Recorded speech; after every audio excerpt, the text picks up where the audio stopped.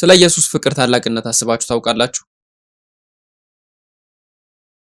የእግዚአብሔር ኃይል እጅግ ታላቅ ነው። እኛን የመለወጥ አቅም አለው።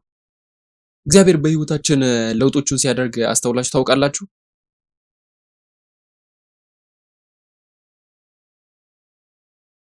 እዚህ መቀመጣችሁ እንኳን አንደኛው ማረጋገጫ መንገድ ነው። እግዚአብሔር እንዴት እንደለወጠን በተወሰነ ደረጃ ያጋጠመን ነገር አለ ማለት ነው። በዚህ ዓለም ውስጥ ትልቁ ተአምር ምን እንደሆነ ታውቃላችሁ? በዚህ ዓለም ላይ ያለው ታላቁ ተአምር ዛሬ እዚህ ቦታ መገኘታችሁ። እኛ የሰው ልጆች ከኃጢአተኛው መንገድ ወደ እግዚአብሔር መምጣታችን ትልቁ ተአምር ነው። ባህር መካፈሉን እንደ ትልቅ ተአምር እንደሆነ አድርገን ልንቆጥር እንችላለን። ስለ ጌዲዮን ስናጠና የምናየው ይሄ ነው። ባለፈው ሳምንት ጌዲዮን ምን ያህል ፈሪ እንደነበረ፣ ምን ያክል ፈሪ ሆኖ ለተልእኮ እንደተመረጠ፣ ምን ያህል ፈርቶ እንደነበረ፣ ከዚያም እግዚአብሔር ሊጠራው ሲመጣ እንዴት እንዳጉረመረመ ይናገርና እግዚአብሔርንም ደግሞ እንዴት ይወቅስ እንደነበረ አይተናል። ያ ሰው ነበረ። እናም እኛም እንደዚህ ነን።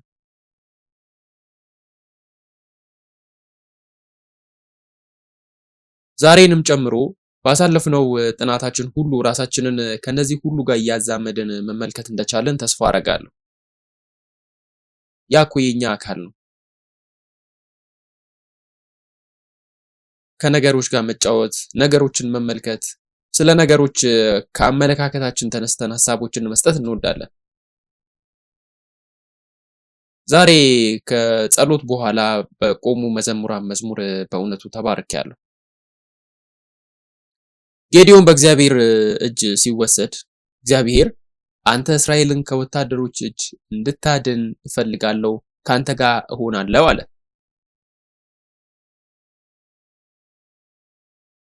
ሕይወቱ ከእግዚአብሔር ሥራ ጋር በተጣመረ ጊዜ እግዚአብሔር ወደዚህ ጉዞ ሊወስደው አሰበ።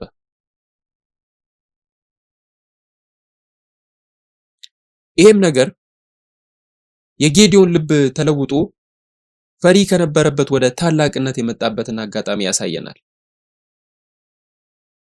በሕይወቱም ውስጥ የምንመለከተው ታሪክ ይሄ ነው። ልቡ ተለወጠ፣ እምነቱ ተለወጠ። በመጨረሻም ታላቅ ድል ወጥቶ እግዚአብሔር ምን ያህል ታላቅ እንደሆነ አሳየ። ስለዚህ የተወሰነውን ክፍል እንመለከታለን።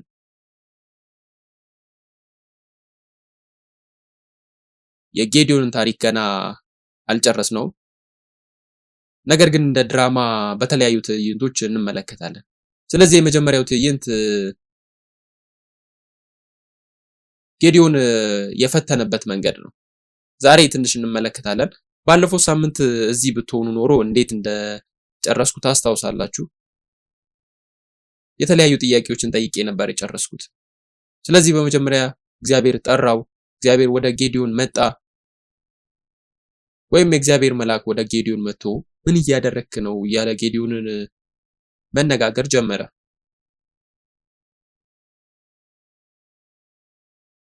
እግዚአብሔር ሆይ አባቶቻችን እንደነገሩን ቃልን በእርግጥ ብትጠብቅ ኖሮ በዚህ ሁኔታ ውስጥ ባልሆንን ነበር። እናም እንደዚህና እንደዚያ እያለ የተለያዩ ሐሳቦችን እያነሳ በእግዚአብሔር ላይ ይከራከር ነበር። ከዚያም እግዚአብሔር ይህን ሁሉ የጀመረው በወይን መጭመቂያ ውስጥ የሚወቃ ፈሪ ሰው ጋር በመምጣት ነበረ። ከዚያም ጌዲዮን ታጨና እግዚአብሔር ሆይ በማለት ወደሱ ቀርቦ እየፈተነ ነበር። ቆይ መባ አመጣልሃለሁ እያለ ነበር። ያንን ታሪክ ባለፈው ሳምንት እንደተማርነው ታስታውሳላችሁ አይደል? በዚህም በእውነትም ጌታ መሆኑን ተገነዘበ። ከዚያም በኋላ እግዚአብሔር አሁን ምን ማድረግ እንዳለብን ልንገርህ ይላል። ናም ወደ አባትህ ሂድ፣ ለመባም ላም አርደ፣ ከዚያም የባኦልንና የአሼራን መሰዊያ አፍርስ አለው። ምንም እንኳን በፍርሃት ቢንቀጠቀጥም በሌሊት ሄደና አደረገው። ከዚያም ታሪኩ እንዲህ ይላል፣ ሚዲያማውያን ወንዙን በኩል ተሻገሩ ይላል። እንደገና እዚህ ላይ መሳፍንት ምዕራፍ 6 ከቁጥር 33 እስከ 35 የሚለውን እንመልከት። ሚዲያማውያን፣ አማሌቃውያን፣ የምስራቅ ልጆች ሁሉ ተሰብስበው ተሻግረው በኢዝራኤል ሸለቆ ሰፈሩ ይላል። ስለዚህም የእግዚአብሔር መንፈስ በጌዲዮን ላይ ወረደ። ስለ ጌዲዮን ብዙ ነገር አይተናል። እግዚአብሔርም ፈተነው፣ እግዚአብሔርም ጌዲዮንን ፈተነው። እሺ፣ ስለዚህም ፈተና ሲመጣባችሁ አትፍሩ። እግዚአብሔር ሊፈትናችሁ ሲፈልግ አትፍሩ። ምክንያቱም ብንፈተን ምን ይሆናል? የእግዚአብሔር መንፈስ በጌዲዮን ላይ ወረደ። ይሄ ነው የሚሆነው። ምንም ነገር ለማድረግ እኮ ፈርቶ የነበረ ሰው ነው። ነገር ግን የእግዚአብሔር መንፈስ ሲወርድበት ያ ነገር ሁሉ ተለወጠ። ልክ የእግዚአብሔር መንፈስ በጌዲዮን ላይ ሲወርድ ጌዲዮን ወረደና መለከት ነፋ። ሁሉንም ነገር ለማስረዳትና ለመናገር የሚንተባተብ ሰው እንዴት መናገር እንዳለበት እንኳን የማያውቅ ሰውዬ እንደዚህ ሆኖ ተለወጠ። እግዚአብሔር ናና ፓስተር ሁንና በሰዎች ፊት ስበክ ሲለው በዚህ መንገድ መስበክ ይጀምራል። መለከት ሲነፋ እነዚያ ሰዎች መምጣት ጀመሩ። እሺ፣ ቁጥር 35 መልእክተኞችን ወደ ምናሴ ሁሉ ላከ፣ እነሱም እሱን እንዲከተሉ ተጠሩ ይላል። ወደ አሴር፣ ዛብሎንና ኔፍታሌም መልእክተኞችን ላከ፣ እነሱም ሊገናኟቸው መጡ። እኔም እነዚህ በአቅራቢያቸው ያሉ ነገሮች እንደሆኑ ገልጬ ነበረ። ስለዚህ የእግዚአብሔር መንፈስ በጌዲዮን ላይ መጣና ጌዲዮንም መለከቱን ነፋ፣ ወታደሮች ያስፈልጉናል አለ። ያንንም የሚያስረዱ ለመዋጋት ይረዳሉ ብሎ ያሰባቸውን ሰዎች የሚጠሩ መልእክተኞችን ላከ። እነሱም አንድ ላይ ተሰበሰቡ። እሺ፣ አሁን ላይ 32000 ሰዎች ተሰበሰቡ እና ዛሬ እንደተገለጸው 32000 ሰዎች ከተሰበሰቡበት እንጀምራለን። ከዚያም እነዛን ሁሉ ሰዎች ይዞ ወደ ጦርነት ከመሄድ ይልቅ እግዚአብሔር እንደገና ፈተነው።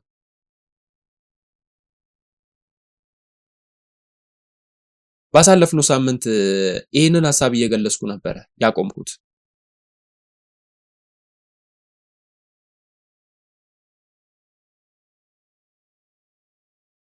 እግዚአብሔርም ፈተነው። በእርግጥም እግዚአብሔር ከኔ ጋር ነው አለ። ለዚህም ለፈተናው ዝግጁ ሆነ። መለከቱንም ነፋ፣ ህዝቡንም ጠራ። ከዚያም የተሰበሰበው ህዝብ 32000 ሆነ። ወደ ጦርነት ሊወጡ ነው።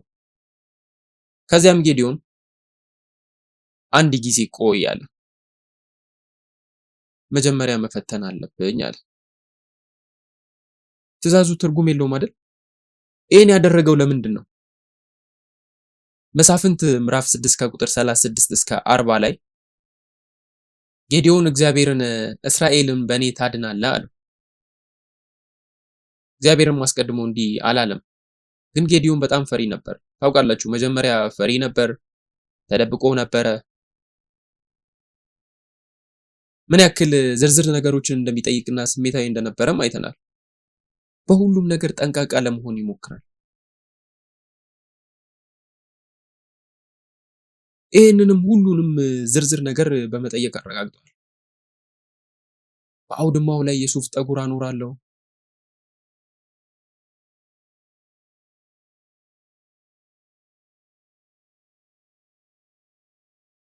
ጠጉሩ ላይ ብቻ ጠል ካለ እና በመሬት ላይ ሁሉ ደረቅ ከሆነ እውነትም አንተ እንደተናገርከው እስራኤልን በእኔ ታድናለህ ብዬ አውቃለሁ እያለ ነበር።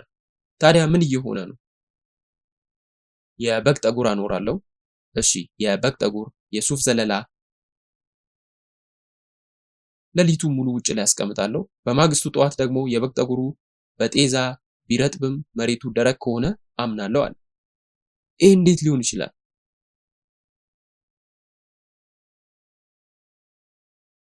አንድ ሰው የበግ ጠጉር እርጥብ አድርጎ በደረቅ መሬት ላይ ከጣለ ምንድን ነው የሚሆነው?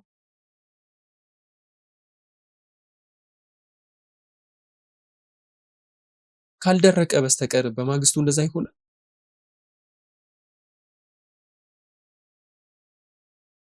የበግ ጠጉሩን ጨመቀና በጎድጓዳ ሳህን አድርጎ ውሃ ፈሰሰ።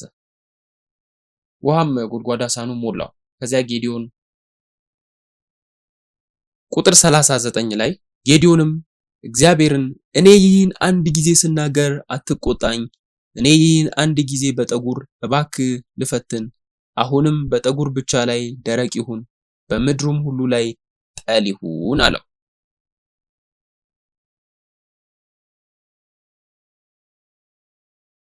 ይህ ምን አይነት ነገር ነው? ልክ አብርሃም እንዳደረገው አይነት ነው አይደል? ታስታውሳላችሁ ያንን? ቁጣ በእኔ ላይ እንዳይነድና አንድ ተጨማሪ ነገር እንድጠይቅ ፍቀድልኝ ያለ ነበር።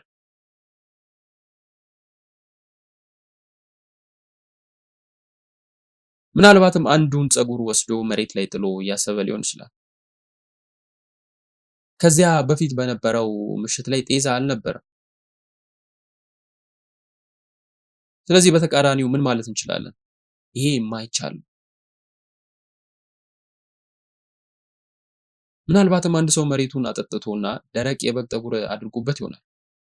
ግን በተፈጥሮ የማይቻል ነው። ጠል ከወረደ መጀመሪያ የሚረጨው የበግ ጠጉር ነው። ውሃውንም ይውጠዋል። ነገር ግን መሬቱ በሙሉ እርጥብ ነው የሚሆነው። የበግ ጠጉሩም ደረቅ ነበረ። ስለዚህ እሺ አለ። ለምን እንዲፈተነው? እግዚአብሔርን በበቂ ሁኔታ አልፈተነውም አይደል?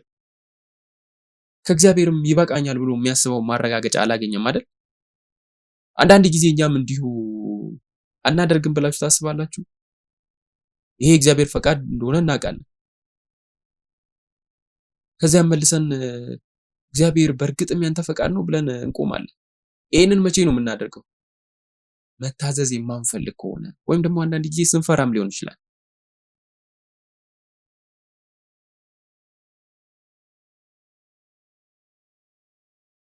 እግዚአብሔር አሁን አንዳንድ ሰዎችን ወስዶ ሰሜን ኮሪያን አሁን ሄዳችሁ አጥፉ ቢላቸው የኒውክለር ኃይል እንዳላቸው እግዚአብሔርን ይጠይቃሉ አይደል? እርግጠኛ ነህ ምንም መሳሪያ የላቸውም? በዚህ ጊዜ አንተ ኃይልን በእኔ ላይ እንደምትገልጥብኝ እርግጠኛ ነህ? ወታደር ለመሆኑ እኮ አልሰለጠንኩም፣ የጦር መሳሪያዎች እኮ እንዴት እንደሚተዳደሩ አላቅም ብለን ልንመልስ እንችላለን። ተረድታችኋል? ያንን ጌዲዮን ግን ይህን ያደረገው ለምንድን ነው? የዚህስ ትክክለኛው ትርጉም ምንድን ነው? ኢሳይያስ ምዕራፍ 7 ከቁጥር 10 እስከ 12 ያለውን እንመልከት እስኪ። ኢሳይያስ ምዕራፍ 7 ከቁጥር 10 እስከ 12።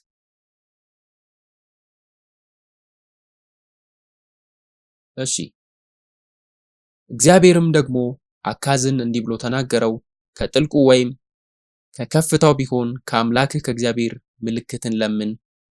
አካዝም አልለምንምም እግዚአብሔርንም አልፈታተንም አለ።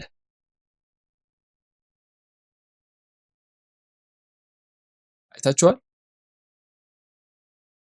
እሺ ቁጥር 13 ጋር እንምጣ። እሱም አለ እናንተ የዳዊት ቤት ሆይ ስሙ፣ በውኑ ሰውን ማድከማችሁ ቀላል ነውን? አምላኬን ደግሞ የምታደክሙ ይላል።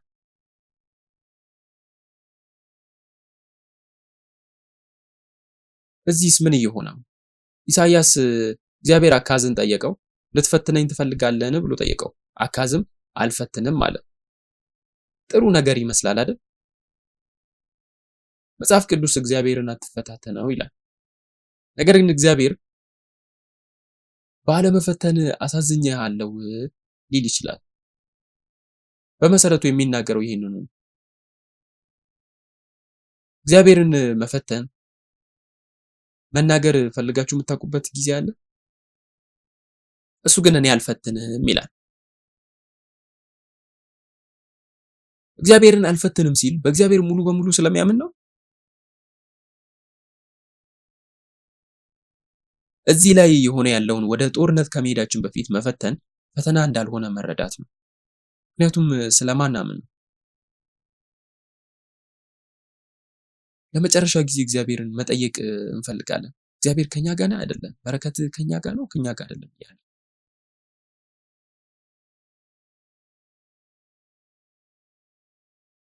አንድ ንጉስ መልእክተኛ ሲልክ አይታችሁ ታውቃላችሁ? ወይም ደግሞ አንድ ፓስተር እኛን ሲጠራ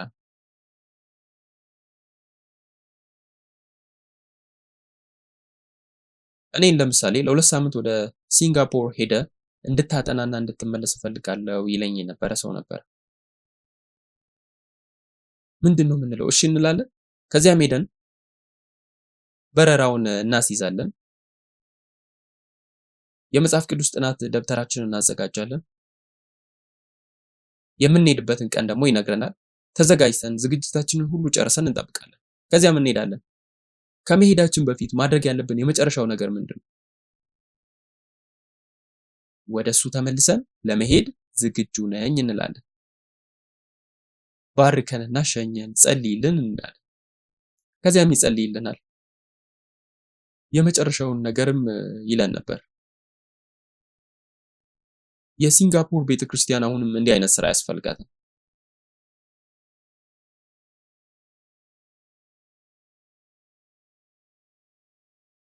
ሰዎች እየታደሱ የሚወጡበት፣ እየሰለጠኑና እየተማሩ የሚወጡበት ቦታ ያስፈልጋል። እናም ከሄድን በኋላም ይጸልይልናል። አንዳንድ ጊዜ እጁን በእኛ ላይ ይጭናል። ከዚያም የእግዚአብሔር በረከት ከኛ ጋር እንዳለ እየተሰማን ይሄዳል።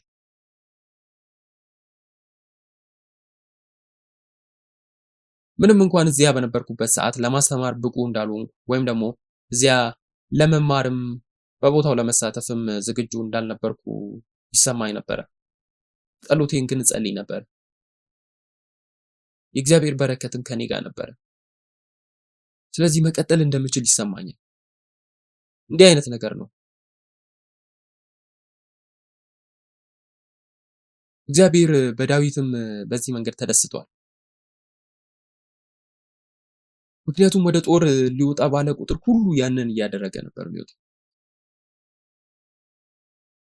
በሄደ ቁጥር ሁሉ ትክክል የሆነውን ነገር እያደረገ ነበር። ከዚያም ተመልሶ መጥቶ ይነግረዋል።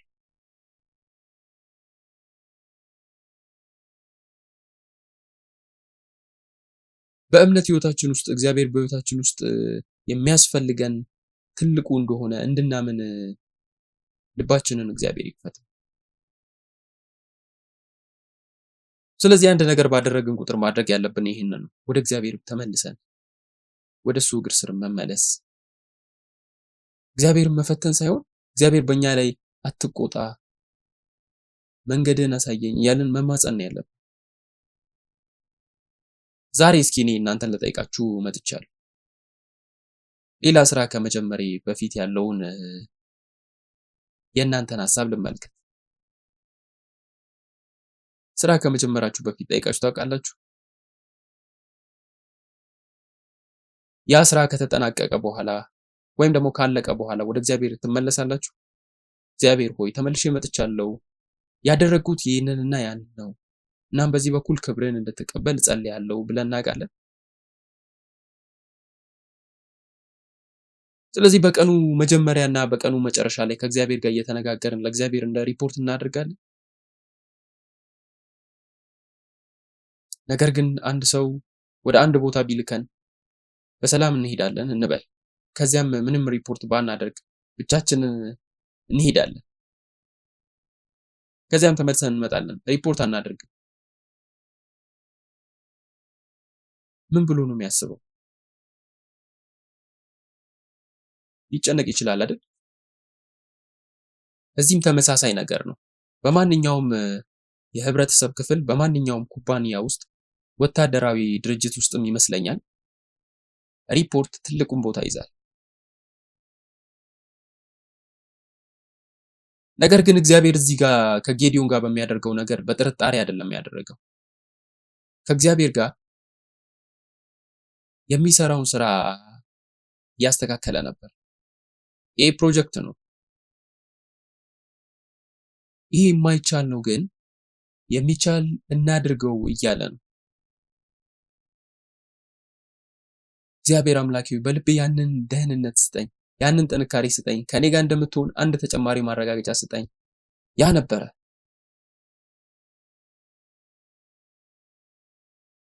እናም እግዚአብሔር ከጌዲዮን ጋር እንደሆነና አሁንም ከእናንተ ጋር በመሆን ያንን ለእናንተ በማረጋገጥ ደስተኛ እንድትሆኑ ይፈልጋል።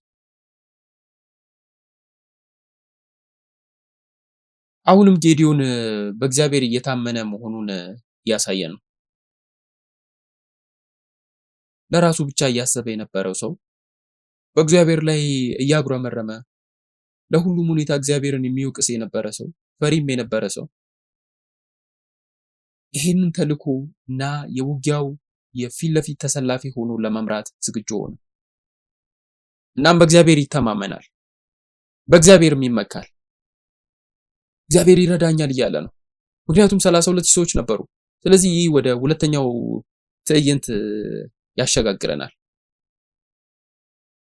ሁለተኛው ትዕይንት ለጦርነቱ መዘጋጀት ወይም ደግሞ ወታደሮቹን ማዘጋጀት ነው።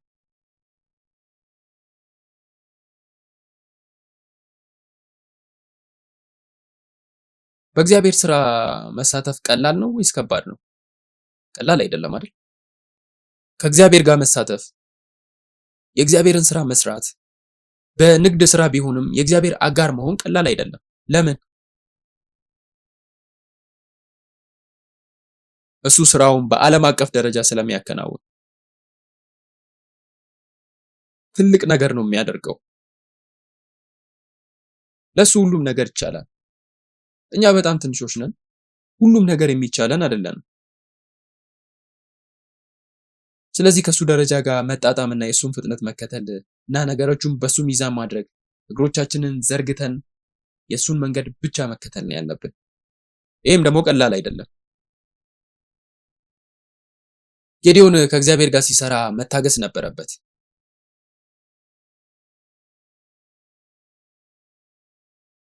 የዛሬው ክፍል መሳፍንት ምዕራፍ 7 ከቁጥር 2 ጌታ ለጌዲዮን ከእናንተ ጋር ያሉት ሰዎች ሚዲያማውያን በእጃችሁ አሳልፌ እንዳልሰጠዋቸው በጣም ብዙ ናቸው፣ አለበለዚያ እስራኤል የራሴ ኃይል አድኖኛል እያለ ይኩራራል አለ።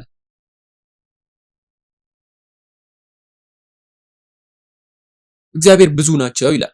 ጌዲዮን 32 ሺህ ስለነበሩ ስንት ሰዎች እንዳሉት እያሰበ ነው። ስንት ሰዎች ነበሩ? ወደ መሳፍንት ምዕራፍ 8 ከቁጥር 10 ጋር ብንሄድ መሳፍንት ምዕራፍ 8 ከቁጥር 10 ጋር እንሂድ። ዛብሄልና ስልማንም ከሰራዊቶቻቸው ጋር በቀርቀር ነበሩ። ሰይፍ የሚመዙ 120 ሺህ ሰዎች ወድቀው ነበርና ከምስራቅ ሰዎች ሰራዊት ሁሉ የቀሩ 15 ሺህ ያህል ሰዎች ነበሩ ይላል። አይታችኋል? ስለዚህ በአጠቃላይ 135 ሺህ አካባቢ ናቸው። ስለዚህ እግዚአብሔር 32 ሺህ በጣም ብዙ ነው ሲል 32 ሺዎቹ እኮ ለ135 ሺህ 1/4ኛ ናቸው እና ከ135 ሺህ ወታደሮች ጋር እየተዋጉ ነው። በቡድኑ ውስጥ 135 ሺህ የሚሆኑ ሰዎች አሉበት እንበል። በብሔራዊ ስታዲየማችን ስንት ሰዎች ሊገቡ ይችላሉ? 70 ሺህ ሰው ነው አይደለም? ልክ ስታዲየሙን እንደ ፕሌን ብንቆጥር እዛ ላይ ተጭኖ ሞልተው ይሄዳሉ ማለት ነው። እነዛ 70 ሺዎች ደግሞ በሁለት ተባዝቶ እንደማለት ነው። 32 ሺህ ሰው አይታችኋል? ያም በጣም ብዙ ነው። ግን ከ135 ሺህ ሰው ጋር ሲነጻጸር 1/4ኛ ነው። ግን ከዚያ በኋላ 135 ሺህ ሰዎች ሁሉም ይዋጋሉ አይዋጉ የሚለው ነገር ጥያቄ ሊሆን። ምክንያቱም አሁን 32 ሺህ ሊኖራቸው ይችላል። ምክንያቱም አንድ ሰው 4 ሰዎችን መግደል ከቻለ ማለት ነው። ፊልሞችን አይታችኋል? እግዚአብሔር በጣም ብዙ ከነዚያ ይለያል። ምክንያቱም የሚቻል ስለሆነ ነው። ከእግዚአብሔር ጋር ስንሰራ እግዚአብሔር እድሎችን እንደማይወድ ማስታወስ እንዳለብን እወቁ። ለኛ የሚቻል ሲሆን ይህንን አልወድም ይላል። የማይቻለውን ነገር ያደርጋል። እግዚአብሔር የሚጀምረው በጣም ዘግይቶ ነው ብለን ልናስብ እንችላለን። ሙሴን አስቡት። በጣም ዘግይቷል ብሎ አስቦ ነበር። የ80 ዓመት ሰው ነበር። ከሱ የበለጠ ኃይል ወይም ጥንካሬ እንደሌለ አስቦ ነበር። የእግዚአብሔርን ስራ ለመስራት የቀረው ጥበብ እንኳን አልነበረው። ምናልባት እግዚአብሔር እድልህ ነበረ፣ ግን እኔ ያን ላረግ አልችልም ብሎ በሚያስብበት ጊዜ ነው የመጣው። እኔ 40 ዓመቴ ነበር፣ ያኔ ብልህ ነበርኩ፣ ጠንካራ ነበርኩ፣ ያኔ ስራህን ለመስራት እየሞከርኩ ነበረ። ብቻህን ግን ተውከኝ አለ። ከ40 ዓመት በፊት ምንም ጥንካሬ ቢኖረው የእግዚአብሔር ጊዜው አልነበረም። የእሱ ጉልበት ሲያረጅ እግዚአብሔር ያ ጊዜ ትክክለኛው የኔ ጊዜ ነው ይላል። እግዚአብሔር ይጠብቀናል እና በሰው ኃይል ላይ መመካት እስካልተማርን ድረስ ይጠብቀናል። ታውቃላችሁ፣ አንዳንድ ሰዎች ስለ ጋብቻም ከዚህ ጋር ተያይዘው ያነሳሉ። ተጨማሪው የጌዲዮን ታሪክ ውስጥ አልገባም። እግዚአብሔር እነዚህን ሁሉ ሰዎች ጠብቅ እያለ ነው። በግድ የመጡ በአንተ ላይ ስለሚመኩ የመጡ ሊሆኑ ይችላሉ። በተለያዩ ምክንያቶችም የመጡ ሊኖሩ ይችላሉ። ያንን ማጣራት እፈልጋለሁ አለ። ሶስተኛው ትዕይንት ጋር እንለፍ። እግዚአብሔር 300ዎቹን ከቁጥር 4 እስከ 7 እንዴት መረጠ? አስቀድመን አንብበነዋል። በመሰረቱ ከ32 ሺዎቹ 22 ሺዎቹ የመጀመሪያዎቹ 22 ሺዎቹ ወደ ቤታቸው ተመልሰዋል ማለት ነው። ለምን? ከፈራችሁ ተመለሱ ብዬ ነግሬያቸዋለሁ አለ። ወደ ቤት ሂዱ አለ። ራሳችሁን እስኪ በጌዲዮን ቦታ አስገብታችሁ እዩ። እንደዚህ ከብዙ ቦታ ተጉዞ የመጡ ሰዎችን ተመለሱ ብሎ ማሳወቅ ከባድ ነው አይደል? ነገር ግን እግዚአብሔር ማሳሰቢያውን እንዲናገር አደፋፈረው። ስለዚህ እዚህ ጋር ከፈራ ምናልባትም በቁጥር ብዛት ላይ ተስፋ ካደረግ የእግዚአብሔር መንገድ ላይሆን ይችላል። በድንገት ሁሉም ሰው ይሄዳል። 10 ሺህ ብቻ ቀረ።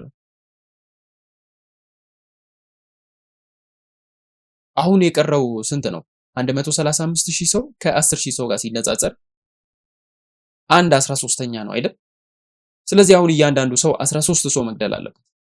ይችላል ወይስ አይችልም? 300 የተሰኘውን ፊልም አይታችኋል?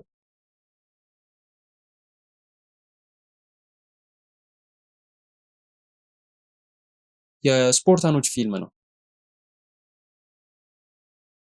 ይቻላል? ሊሆን ይችላል። ናፖሊዮንን አይታችኋል? ታላቁን አሌክሳንደር አይታችኋል? አሁንስ ይቻላል? አንድ ሰው ከ13 ጋር ጭንቅላታችሁን ብትጠቀሙስ ይቻላል? እንደ እብድ ብትዋጉስ፣ እስክትሞቱ ድረስ ብትዋጉስ ይቻላል? እግዚአብሔር ግን አሁንም ብዙ ናችሁ እያለ ነው።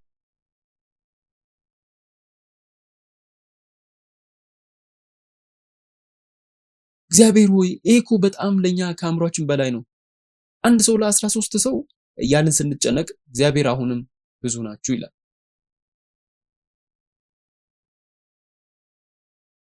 እግዚአብሔር ሆይ ይሄ ለኛ በጣም ብዙ ፈተና ነው። ከአቅማችን የበለጠ ፈተና ነው። ለማለፍ ብዙ ጥረት ይጠይቃል። እግዚአብሔር አምላክ ሆይ አይሆንም፣ እንደዚህ ማድረግ የለብንም ሊሉ ይችላሉ።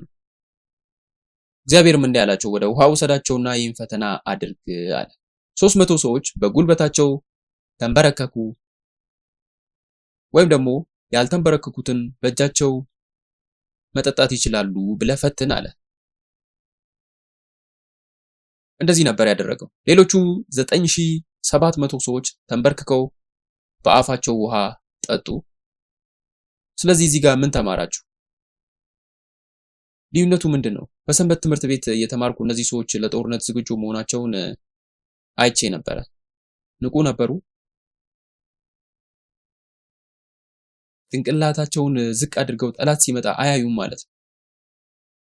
ልክ ጠላት ወይም ደግሞ አስደንጋጭ ነገር ከፊታችሁ ሲመጣ ጭንቅላታችሁን ወደ ላይ ቀና ታደርጋላችሁ አይደል? ታዲያ እግዚአብሔር ይህንን ነገር ለምንድን ነው ወታደራዊ ክህሎት መለኪያ አድርጎ ያወጣው? እግዚአብሔር እንደዚህ አይነት መስፈርት ለምን መከፋፈል አስፈለገው? ለምን አደረጉ? እግዚአብሔር ወደ ውሃ ለምን አመጣቸው? ተጨንቀህ ታውቃለህ? በጣም በተጨነቅንበት ጊዜ ሰዎች ፊት ወተን ተናግረን የምናውቅበት ጊዜ አለ አይደል? ምን ይሰማናል?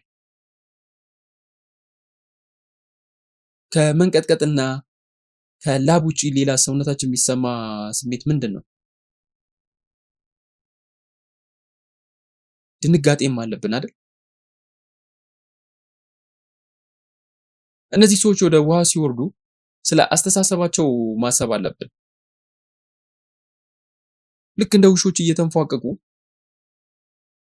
በእጃቸው ምን ያህል ውሃ መጠጣት ይችላሉ? ልክ ከውሃው ጋር ሲነጻጸር ትኩረቱ እሱ ነው። ውሃ መጠጣት ነው የእግዚአብሔር ዓላማ?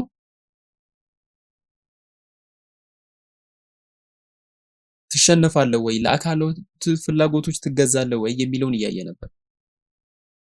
እግዚአብሔር የራሱን መንገድ ብቻ ነው የሚመለከተው። ለምን እዚያ የቆመበት ዓላማ ምንድን ነው? ሁሉም ደፋር የማይፈሩና ለመዋጋት ጨክነው የመጡ እኮ ናቸው። ለጦርነት ዝግጁ ናቸው። ነገር ግን ልባቸው ዝግጁ ነው ማለት አይደለም። እግዚአብሔር ለዛ ለቆሙበት ዓላማ ትኩረት የማይሰጡትን እየመረጠ ነበር። ሌሎች ደግሞ ውሃ ሲያዩ ሁሉም ነገር ረስተውታል። እዚህ ጋር የኔን ፍላጎት አራምዳለሁ የሚል ሰውም ሊኖር ይችላል። ተጠማው፣ ከንፈሮች እየደረቁ ነው፣ ይህ ያስፈልገኛል፣ ያ ያስፈልገኛል የሚሉትም ሊኖሩ ይችላሉ።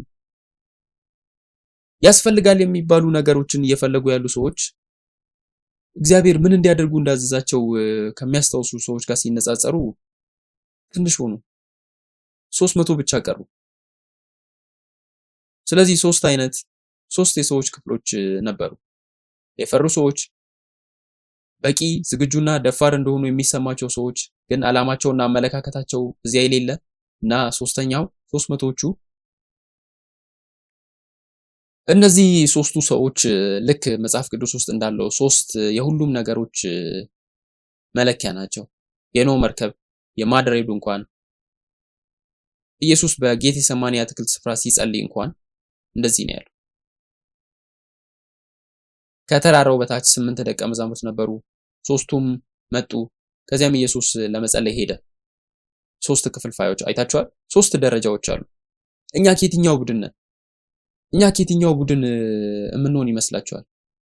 እስኪ ራሳችሁን ጠይቁ። ከጅምሩ ፈርቶ የሚመለሰው ላይ ነን? ደፋር ሆነን ከተሰለፍን በኋላ ግን ዓላማ የሌለን ሰዎች ነን? ወይስ ደግሞ ደፋርም ሆነን ዓላማም ያለን 300ዎች ውስጥ ነው የምንካተተው? እነዚህ እግዚአብሔር የጠራቸው ወታደሮች ናቸው።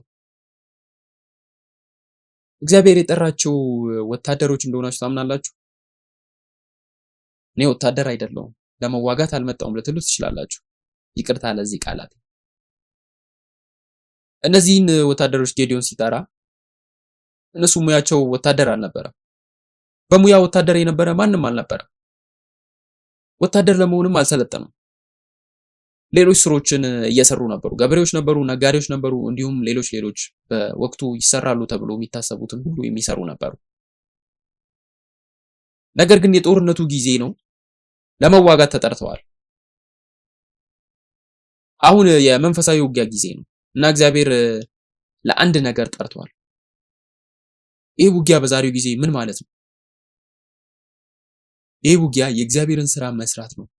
አሁን በዚህ ዘመን ላለ ነው ለኛ የእግዚአብሔርን ቃል ማወጅ፣ የጌታን ቀን በዘመናችን ሲመጣ ማየት እንድንችል ነገሮችን ማድረግ። ሰዎቹ ውሃ እንዲጠጡ ሲነገራቸው 300ዎቹ በውሃ ላይ ብዙም ትኩረት አላደረጉም። ስለዚህ ለፍላጎታቸው ውሃ የሚጠጡ ያህል ነበሩ። ነገር ግን ትኩረታቸው ወደፊት መሄድ ነው። የሌሎቹ ትኩረት እኔ የምፈልገው ውሃ ነው ብለው እዛው ቀረ።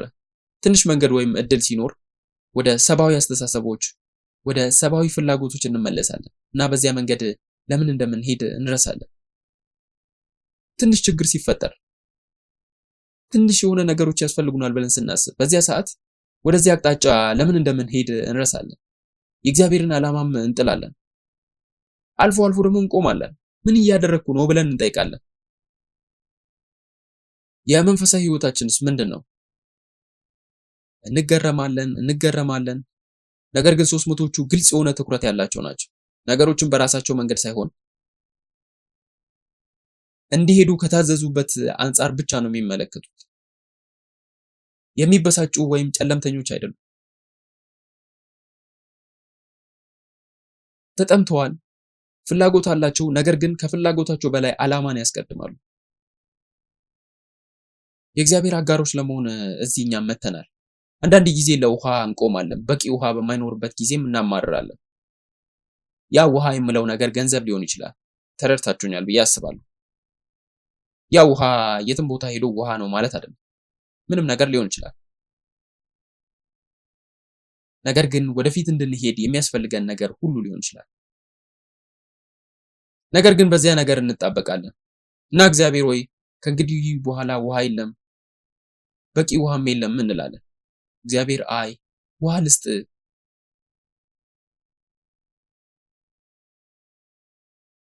ዓላማህንም ተከተል ይላል። እንድትዋጋ ጠራሁ ይላል። ነገር ግን በዚህ ውሃ በጣም ስለተጣበቅን ዓላማችን ላይ ያለን ትኩረት የተሳተ ሆነ። እስኪ ይሄ ነገር ምንድነው? ራሳችንን እንጠይቅ። የሚያስቆጣኝ ምንድነው? የሚያስጨንቀኝ ምንድነው? ገንዘብ ሳጣ ነው? ክብር ሲሰጠኝ ነው? ያ ውሃ ምንድነው የሚለውን ነገር እንለይ እስኪ። ያንን ሳናውቅ ቆም ብለን ጭንቅላታችን በዚያ ውስጥ ቀብረን እንቀራለን። ስለምንም ነገር ግድ የለኝም እና የእግዚአብሔርን ስራ ለመስራት የት መሄድ እንዳለብኝ በየትኛውም ቅጽበት መወሰን እችላለሁ እያልን ልናጥላላ እንችላለን። ይሄም ራሱ አንድ እንድንቆም የሚያደርገን አንዱ ነገር ነው። ውሃውን ግን መለየት አለብን። እዚህ ያሉት 2 አባላት እንደሆኑ አምናለሁ እና እኛ 300ዎቹ እንደሆነን አምናለሁ። እንጸልያለን ውሃው እንዳያቆመን እዚያ ይሁን። እግዚአብሔር ውሃ ሊሰጠን ቢቆም እንኳን አመሰግናለሁ፣ ነገር ግን ውሃ ባይኖርም እንቀጥላለን። ትልቁ ነገር ውሃ ማግኘታችን ሳይሆን ወደ ዓላማችን መገስገሳችን እንደሆነ እናስታውሳለን እንላለን። ይሄ እግዚአብሔር እኮ ይችላል። በራሳችን አቅም እንችላለን ብለን አይደለም የመጣ ነው። ውሃ ስለሰጠን ማቆም እንችላለን እና መሄድ አንችልም የምንል አይደለንም። ጌዲዮን እኮ እንደዛ ነበረ፣ ፈሪ ነበረ፣ ግን አሁን ተለውጧል። ህይወት ቀላል አይደለም። በሌላ መልኩ ልግለጸው፣ በሌላ መንገድ ልግለጸው። ይህንን ነገር ቀላል የሆነ ህይወት የለም። ቢሊየነር ወይም ትሪሊየነር ሰው ብትሆኑ ወይም ለማኝ ብትሆኑ ምንም ለውጥ አያመጣም። ህይወት አሁንም ከባድ። በሁለቱም መንገድ ብትኖሩ የየደረጃ ፈተና አለ። ትስማማላችሁ? እንዴት ትስማማላችሁ? ቢሊየነር አልነበርኩም፣ ግን ህይወት አሁንም ቀላል አይደለም። ህይወት ስለሆነ ለምን? ምክንያቱም የወደቅን ፍጡራን ስለሆንን ሞትም ስለሚጠብቀን ነው። ግን ይሄ ነገር ሊያቆመን አይገባም። 300ዎቹ ከሆንን ተስፋ ሊያስቆርጠን አይገባም። አንዳንድ ጊዜ እግዚአብሔር ጠላታችንን ይመስላል። ወታደሮች ጌዲዮን አንተ ጠላታችን ነህ ወይስ ከኛ ጎን ነህ ብለው ያስቡ ይሆናል። ለምን? አስቀድመን ፈርተናል። 32000 ነበርን፣ 22000 ሆንን። ወደ ቤታቸው ስለሄዱ 10,000ዎች ከዚህ በፊት አልፈራንም ነበር ያሉት። አሁን ደግሞ 22,000 ወደ ቤታቸው እንደሄዱ አይተው ፈሩ። ቢያንስ 13 ሰዎች ይመስለኛል። እናም ይሄ ሰው 13 ሰዎች ካልገደለ 14 ሰዎችን መግደል አለብኝ ብሎ ማመን ይከብደዋል። 300 ነው። እግዚአብሔር ሆይ አሁን ጠላቴ ሚዲያማውያን አይደሉም። እግዚአብሔር አንተ ነህ ልንል እንችላለን። እግዚአብሔር አንተ ጠላቴ ነህ፣ ለምንድን ነው እንደዚህ በፈተና የምታሰቃየኝ ልንል እንችላለን። አንዳንድ ጊዜ እንደዚህ ይሰማናል። ነገር ግን ያንን እንኳን ስንተው የእግዚአብሔር ክብር ለማየት ዝግጁ ነን። የመጨረሻው ትዕይንት ጦርነቱ፣ ውጊያው ነው። ለእግዚአብሔር ጦርነቱ ችግር አይደለም። አስቀድሞ አስተካክሎታል። አስቀድሞ መፍትሄ አለው። ምን እንደሚፈልግ ያውቃል። 300 ወይም አንድ ሰው ማሸነፍ ለሱ ተመሳሳይ ነገር። እኛ የምንጨነቅበት ችግር፣ ውጊያ ለእግዚአብሔር ያ ችግር አይደለም፣ ወይም ደግሞ እሱ የሚያስጨንቀው ነገር አይደለም። ችግሩ ማን ነው? ትኩረቱ ማን ነው የሚለው ነው። የእግዚአብሔር ፍላጎቱ ሁሉ የት ነው ያለው? በጌዲዮን ላይ ነው። እናንተ እኮ ጌዲዮን ናችሁ። ስለዚህ እግዚአብሔር ትኩረት እናንተ ላይ ነው። ጌዲዮን እስካለና እስካመነ ድረስ እግዚአብሔር ሚዲያማውያን እስካሉበት ቦታ ድረስ ሄዶ ቢዋጋም ምንም ለውጥ አይመጣም። 135,000 ወይም 1 ቢሊዮን ቢሆኑም ያጠፋቸዋል። እግዚአብሔር ለመጀመሪያ ጊዜ ወደ ጌዲዮን ሲመጣ የተናገረውን አስታውሱ። ታላቅ ተዋጊ ወይም ደግሞ ደፋር ተዋጊ፣ እኔን ከተከተልክ እኔ ካንተ ጋር ሆናለሁ አለው።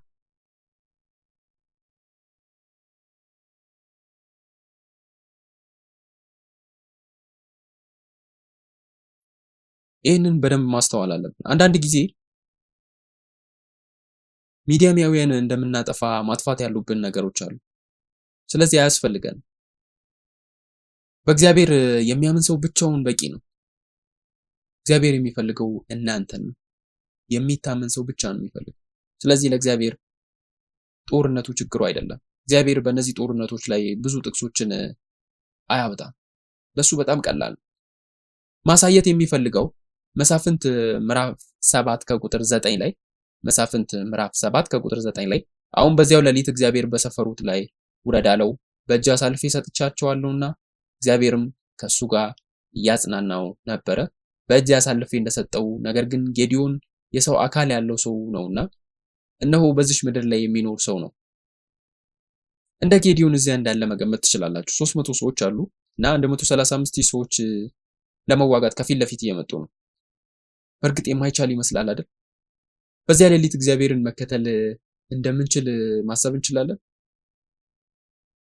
እንዴት መሸሽ እንዳለብን እያሰብንም ሊሆን ይችላል። መሳፍንት ምዕራፍ 7 ከቁጥር 10 እስከ 11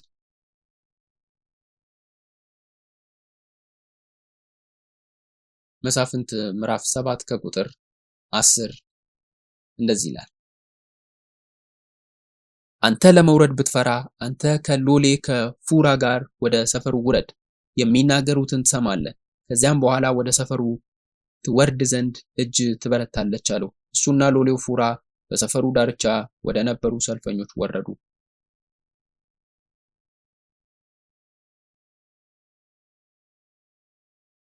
እግዚአብሔር ፍላጎታችንን ያውቃል። እግዚአብሔር ድክመቶቻችንን ያውቃል። ስለዚህ እግዚአብሔር ውረድና ካየው ከሰማኸው ነገር የበረታክ ነህ ግጠም ይላል። ስለዚህ ከአገልጋዩ ከፑራ ጋር በሰፈሩ ውስጥ ወዳለው የጦር ሰፈር ሄደ። ስለዚህም እግዚአብሔር ደረጃ በደረጃ እየወሰደው ነው። በእግዚአብሔር እጅ እስከተሰጠን ድረስ አንድ በአንድ ደረጃ በደረጃ ይወስደናል። እናም አሁን ምን እያሳለፍክ እንደሆነ ማመን አለብህ። አንድ ተጨማሪ እርምጃ ስትወስድ እምነትን ማደግ አለብህ። እግዚአብሔር በየቀኑ ወደሚቀጥለው እርምጃ ሊወስደን እየጠበቀ ነው። እግዚአብሔር ደረጃ በደረጃ ይወስደናል። ምክንያቱም ሁሉን ነገር ካሳየን እንሸሻለን። ነገር ግን ደረጃ በደረጃ ይወስደናል። እናም በኋላ ዞር ብለህ ምን እንዳደረግ እና ምን ያክል እንደሄድክ ስትመለከት ትገረማለህ። እናም ያ አስደናቂ ነው። እግዚአብሔር ውረድና ተመልከትና ስማቸው ይላል። መሳፍንት ምዕራፍ 7 ከቁጥር 12 እስከ 14 እንደዚህ ይላል።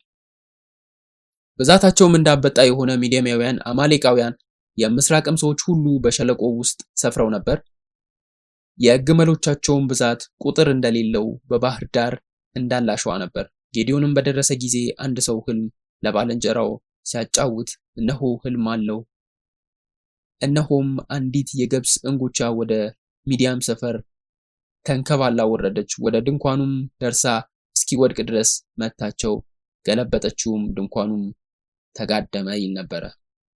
ባልንጀራውም መልሶ ይህ ነገር ከእስራኤል ሰው ከኢዮአስ ልጅ ከጌዲዮን ሰይፍ በቀር ሌላ አይደለም፣ እግዚአብሔር ሚዲያምን ሰራዊቱን ሁሉ በእጁ አሳልፎ ሰጥቶታል አለው።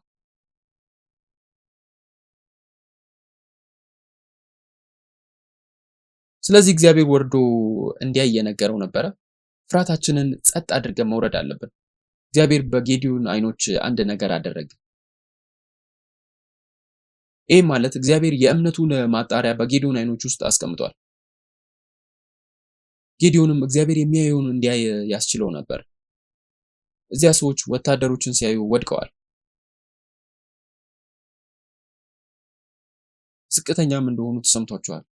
ስለዚህ በመሰረቱ 135,000 ናቸው። ነገር ግን 135,000 የደረቁ ቅጠሎች ወይም እንደዚህ ያለ ነገር ተሰምቷቸዋል። ልክ ነኝ አይደል? አንዱን ብቻ መርገጥ ብቻ ነው። ሌሎቹ ለራሳቸው ሞተዋል፣ ጠፍተዋል፣ ወድቀዋል። በሸለቆ ውስጥ እንዳንበጣ ብዙ ናቸው፣ በጣም ብዙ።